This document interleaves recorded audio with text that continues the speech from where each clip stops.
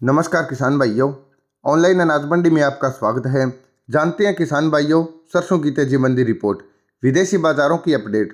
मलेशियाई palm तेल वायदा अनुबंध में शनिवार को तेजी दर्ज की गई, लेकिन शिकागो में इलेक्ट्रॉनिक ट्रेडिंग में सोया तेल के भाव सुबह तेज खुलने के बाद शाम को कमजोर भी हुए। किसान भाइयों, जैसा कि खबर आ रही है कि मलेशिया में खाद्य तेलों की काफ़ी कमी चलते हुए अब मलेशिया भारत से व्यापार करने की बातचीत शुरू कर रहा है। अगर भारत से व्यापार होता है तो वो दिन दूर नहीं जब सरसों के भाव आसमान को छुएंगे।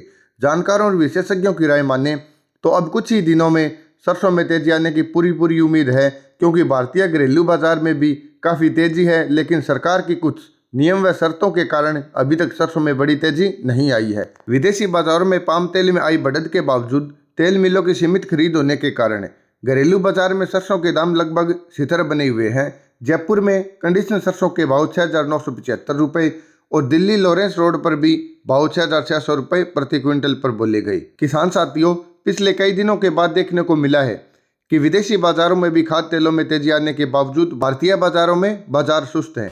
वजह है तेल आयातकों का घाटा। पिछले कुछ महीनों से विदेशी बाजारों में खाद्य तेलों के भाव लगातार गोता लगा रहे हैं, जिसके कारण तेल आयातकों को बड़ा घाटा उठाना पड़ रहा है।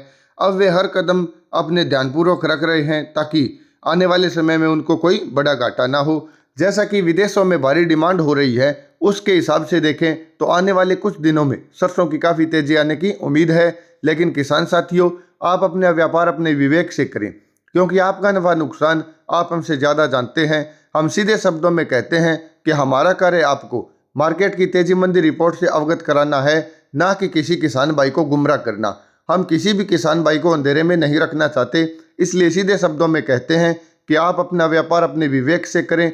ऑनलाइन तरीके से अगर आप किसी भी फसल की तेजी मंदी रिपोर्ट या ताज़ा भाव जानना चाहते हैं तो हमारे चैनल को लाइक, शेयर और सब्सक्राइब जरूर कर लें।